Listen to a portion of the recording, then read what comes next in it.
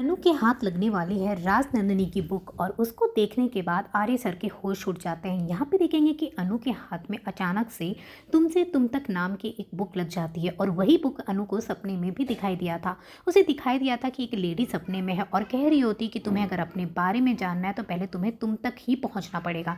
और उसके हाथ में वही बुक होती है जो बुक अनु को घर में अचानक से मिल जाती है जब अनु यहाँ पे साफ सफाई कर रही होती है। और वह बुक देखने के बाद अनु को कुछ समझ में नहीं आता है कि ये बुक असली में कैसे है, ये तो मेरे सपने में आया था। तभी वो वहाँ से जाती है क्योंकि अचानक से यशवर्धन को चोट लग जाती है तो देखने के लिए चली जाती है।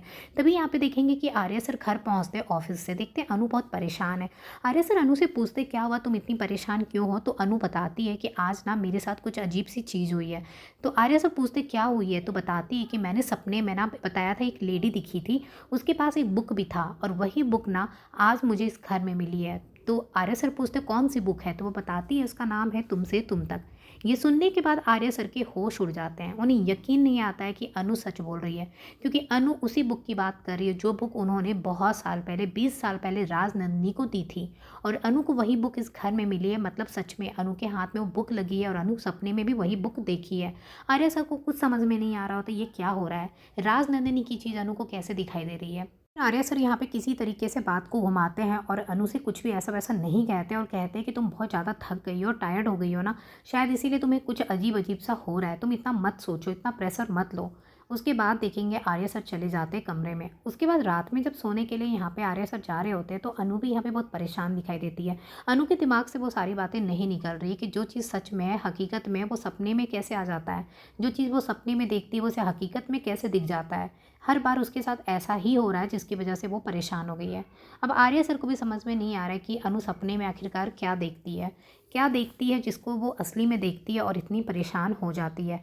अब यहाँ पे सब कुछ ये सारी बातें जो है आर्य सर झेंडे के साथ भी शेयर करेंगे दूसरे दिन।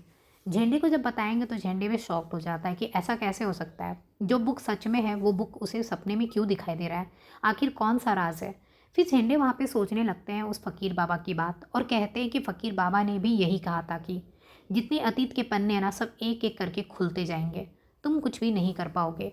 कहीं ये उसी बारे में तो बात नहीं कर रहे थे, कहीं ऐसा ना हो कि अनु को राजनंदिनी के बारे में सब कुछ धीरे धीरे पता चलने लगे और वो वहाँ तक पहुँच जाए जहाँ तक हम चाहते नहीं कि अनु पहुँचे। तो यहाँ पे अब झेंडे भी परेशान हो रहे हैं और साथ ही साथ आर्य सर भी, क्योंकि आर्य सर नहीं चाहते कि अनु का वो भरोसा तोड़े। पहले ही इतनी बार अनु नाराज़ हो गई है और वो किसी तरीके से अनु को मना लिए हैं।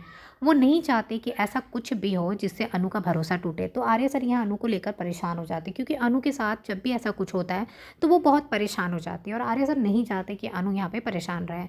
अब ये देखना है कि अनु के सामने कौन सी सच्चाई धीरे धीरे आएगी, अनु को इस राजनंदिनी के बारे में कैसे पता चलेगा, ये सब देखना काफ़ी ज़्यादा इंटरेस्टिंग होने वाला है। अब ये देखना है कि आर्य सर इस सिचुएशन को फ़िलहाल कैसे हैंडल करते हैं क्योंकि अनु के सामने अब राजनंदिनी की एक एक चीज़ खुलती जा रही है।